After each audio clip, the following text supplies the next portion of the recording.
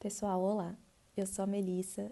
Vou fazer uma apresentação rápida aqui porque eu não sei muito bem até onde esse vídeo pode chegar, né? Mas, para quem não me conhece, eu sou a Melissa, eu sou advogada e sou graduada em Direito, sou mestra em Direito Político e Econômico e eu sou professora universitária. Atualmente eu estou ministrando a disciplina de Economia Política no curso de Direito. Então, a minha pesquisa do mestrado foi acerca da relação do desenvolvimento nacional e da regulação do trabalho, especificamente no caso da China. Então, considerando que a questão referente ao direito do trabalho chinês e toda a polêmica em torno do processo de desenvolvimento chinês, principalmente na sua teórica relação com o trabalho escravo, enfim, acho que aí é uma das grandes polêmicas que envolvem esse processo.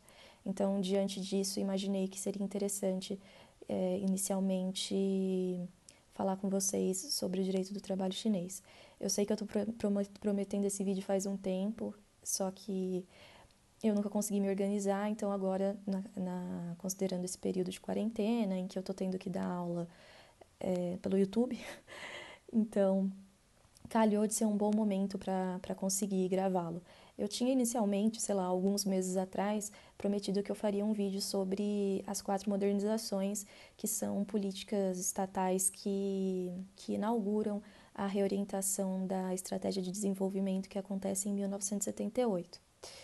Enfim, como eu perdi o fio da meada, eu vou começar aqui tentando fazer uma exposição, apresentar aqui um panorama econômico e institucional que perpassou a construção do direito do trabalho chinês, aqui com um foco nas relações individuais de trabalho, tá?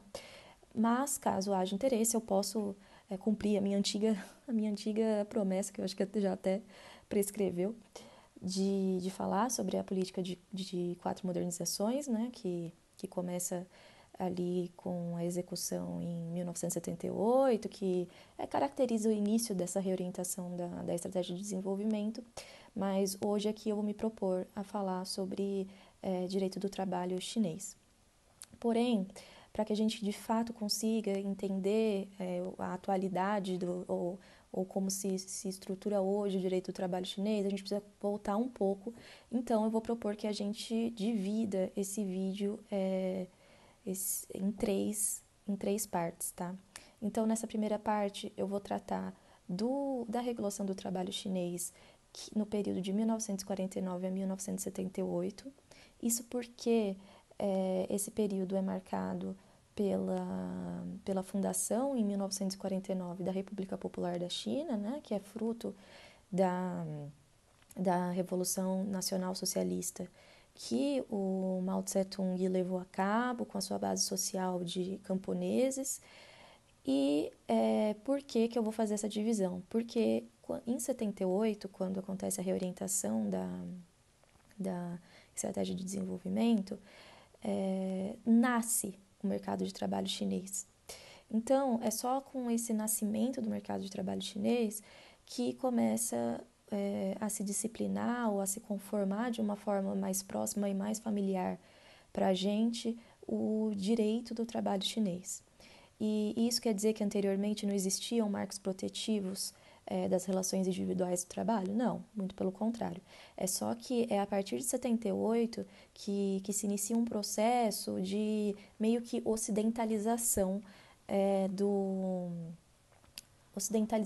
desse arcabouço jurídico. Anteriormente, nesse período de 49 a 78, que a gente vai chamar de um período de regulação socialista do trabalho, essa regulação estava completamente ligada à economia que era centralmente planejada, né? A gente estava ali com o Partido Comunista Chinês que tinha chegado ao poder, fazia às vezes, né, dessa centralização do poder político no Estado chinês. Então, foi um período de uma economia centralmente planejada que, consequentemente, se derivava nas regulações que provinham do Estado chinês. Então, é importante que a gente saiba que, nesse período, as regulamentações do trabalho, tanto quanto todas as outras regulamentações, elas tinham um caráter administrativo. Então, é a partir de 78 que se inicia esse movimento de transformação dessas regulamentações administrativas em leis, enfim, na verdade, em um formato mais próximo do que a gente conhece.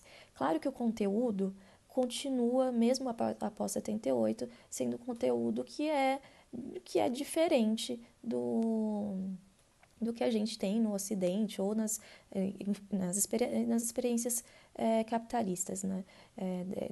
Independente dessa divisão que eu vou fazer, de 49 até 78 e de 78 em diante, é importante que a gente saiba que o Estado chinês, né, ele usa o direito enquanto uma ferramenta no processo de planejamento, de implementação e de execução das políticas estatais. Então, com certeza, partindo, né, de um pressuposto, de uma perspectiva materialista histórica, eles lançam mão do direito enquanto uma ferramenta, uma ferramenta estatal, um mecanismo estatal, e não enquanto um valor um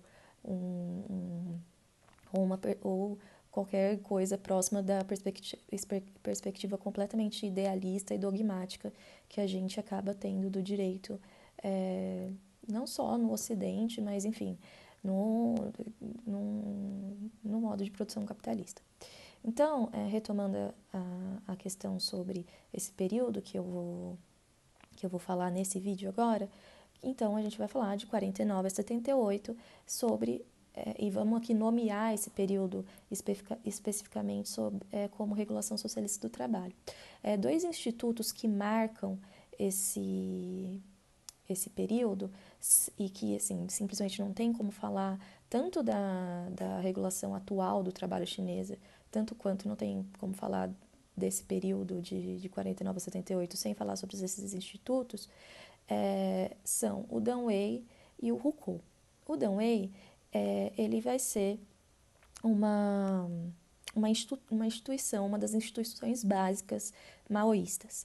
Então, o Deng Wei ele vai se caracterizar por uma política que se chama... eu esqueci o nome em português. Tigela de ferro, tigela de arroz de ferro. Então, era uma política que articulava completamente o Estado com o espaço ocupacional. Como isso acontecia? Então, essa política se dividia em três frentes que o Estado assegurava, então, que a provisão do emprego, tá? Então, não existia, por isso que eu digo que é em 78 que se inicia o mercado de trabalho chinês, porque anteriormente a provisão do trabalho era organizada, administrada pelo Estado. Então, consequentemente, não existia um mercado de trabalho em que existia mão de obra, uma oferta de mão de obra e uma demanda por mão de obra, né? Então, não existia você ir procurar emprego. O Estado chinês, nessa política do Deng Wei, uma das suas garantias era de que você teria emprego, tá? Então, para além disso, para além dessa política de provisão do emprego, existia também uma política de total estabilidade, uma estabilidade vitalícia. Então, você não seria demitido, você não teria seu cargo diminuído, você só poderia ser ou mantido no cargo que você se encontrava, ou você poderia ser, claro, promovido. E aí, um terceiro ponto que também caracteriza esse Deng Wei vai ser os salários igualitários. Então, sim, todo mundo ganhava igual. Todo mundo ganhava igual. E aí, como que esse espaço ocupacional, assim, para além do Estado chinês já garantir todos esses 3 pontos que eu coloquei, ele também garantia uma articulação desse espaço ocupacional com a vida desses trabalhadores. Então, para que você tivesse acesso a serviços públicos como moradia, saúde, educação, inclusive muitas vezes alimentação e outras benesses, você conseguiria acesso a esses pontos que eu levantei, sendo trabalhador de uma empresa estatal urbana ou de outras organizações do setor público urbano, tá? E aí, então, veja que funcionava quase como na bibliografia que eu estudei, alguns autores chamam de unidade de trabalho. Então, nessa unidade de trabalho se conformava tanto o lugar em que você trabalhava, a empresa em que você trabalhava, o departamento em que você trabalhava, tanto quanto estavam ali no seu entorno, né, no bojo dessa unidade de trabalho, a educação, saúde, moradia, alimentação. Então, para dar um exemplo para vocês, em um artigo do Min Lee, ele fala sobre uma empresa estatal de petróleo.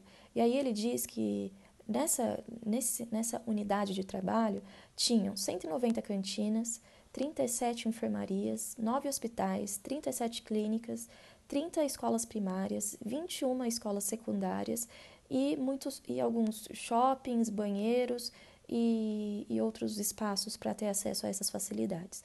Então percebam aí que existia esse esforço, esse movimento, né, que fala muito sobre a economia centralmente administrada, ou sobre o socialismo que vê o trabalho como o fator fundante do ser social, né? Um fator central na sociabilidade da sociedade. E aí, passando agora para o Rousseau, o Rousseau é uma política, mas que passou por muitas reformas desde 1949, mas era uma política basicamente que se propunha a administrar o fluxo da mão de obra dentro do território chinês. Então, o Rousseau, ele se divide em algumas dimensões, mas a gente vai fazer aqui a divisão mais simples, que seria do Rousseau, enquanto uma certidão de que você era da área rural ou da área urbana. Então, assim, o Estado chinês conseguiu controlar a urbanização, por exemplo, e a quantidade de mão de obra no mercado de trabalho, não porque não tinha mercado de trabalho, mas enfim, na cidade ou na zona rural.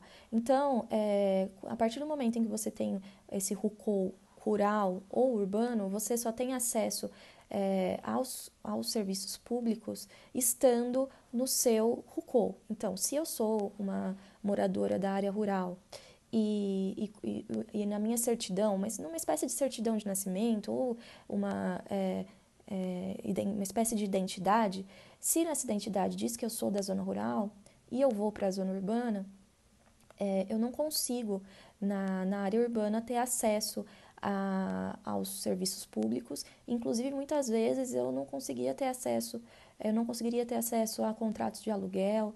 E, inclusive, o Rousseau um dos grandes responsáveis pela dualidade do mercado de trabalho chinês. E agora eu vou deixar até uma provocação, porque eu vou precisar terminar, porque só pode ter até 15 minutos esse vídeo. Mas o Rousseau é um dos grandes responsáveis pela polêmica em torno do teórico papel do trabalho escravo no processo de desenvolvimento chinês, tá? Só que isso eu vou deixar pro próximo vídeo, realmente porque não dá tempo agora. Mas, então, gente, qualquer dúvida, deixem aqui nos comentários. Eu vou gravar o próximo vídeo, que vai ser sobre o período de 78 a 2002, mais ou menos, da regulação do trabalho chinesa. E talvez, se for do interesse de todos, eu posso gravar um terceiro vídeo sobre o movimento sindical e os direitos coletivos do trabalho, tá? Porque nesses dois nesse e no próximo, eu vou falar mais sobre o direito individual do trabalho. Espero que vocês tenham gostado. Tchau!